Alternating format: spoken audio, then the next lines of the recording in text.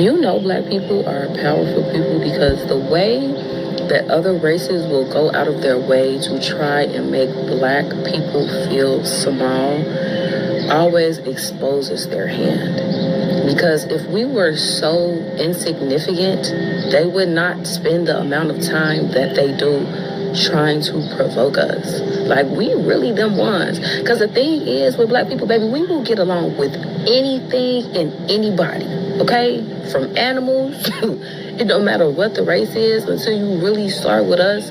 Like, we are not really the type of people who, like, immediately have prejudices against people. We should, but we can get along with damn near anybody. And it's like, you would think people would have more smoke for people who have colonized their people for centuries, since the beginning of time, since they were capable. You would think people would have more smoke for that group of people instead of the original people who consistently share. Like, we was doing good till the motherfuckers came in. So it would just be so interesting how people have all of these things and ways that they feel about us and how we're so this, that, and the third.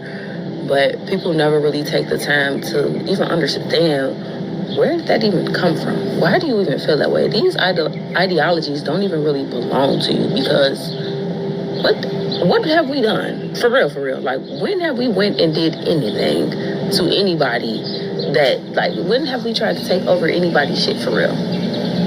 We really be mad in our business.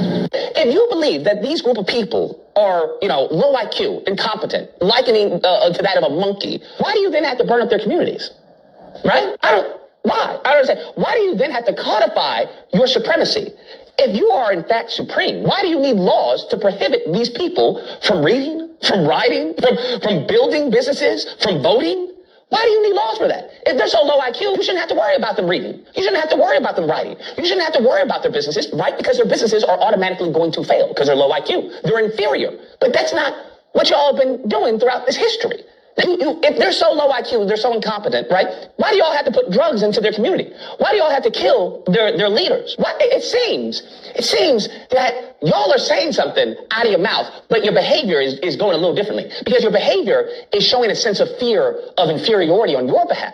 Wake up, nigga. It's showing that you have to oppress and subjugate these group of people, because if you don't, they're going to really outshine you. They're really going to show you who's really the inferior group of people. That's what they're showing me, okay? Because all their behaviors is showing that, hey, it seems that you have to, handicap these people in order for you to look good. Damn, that's what history is telling me, and even presently.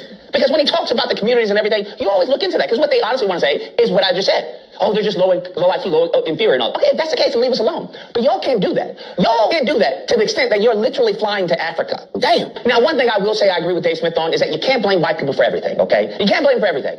But you kind of can't just blame all your problems on white people and racism. I mean, that actually is not really what's holding black people back in this country. I think. But you can't blame them for 99.9%. Historically, right? Because let's just be honest. These are the people that say, hey, we were kings, we were Vikings, we were civilization builders, we built all this world. Okay, we did all this. Okay, so if you did all this, you created the systems in place, you upheld the systems in place, you then elected, Supreme Court to do the same exact thing, right? If you did all this, how are you not taking accountability for what you yourself claim that you did? You're the one that said you do the FBI, CIA because you're so high IQ. But then you also brag about how you destroyed, black communities, how you were terrorizing black people, how black people couldn't look at you or they'd be lynched. You want to go back to the good old days, make America great again, where you lynching black people and all this, and women are in the kitchen. And I'm just understand, how do you brag about this, but then also don't want to take any accountability and responsibility for your actions and how they've had an impact? And I find it interesting that a white Jew would say this. That's fascinating to me. You mean a Jewish person who constantly wants to talk about the Holocaust, that if you even question anything about the Holocaust, whether it's the numbers, whether who killed Hitler, whether what happened afterwards, whether how they came into power, that now you're a bad guy, you get silenced, but you then want to talk about, well, just get over it for black people? That's weird. And then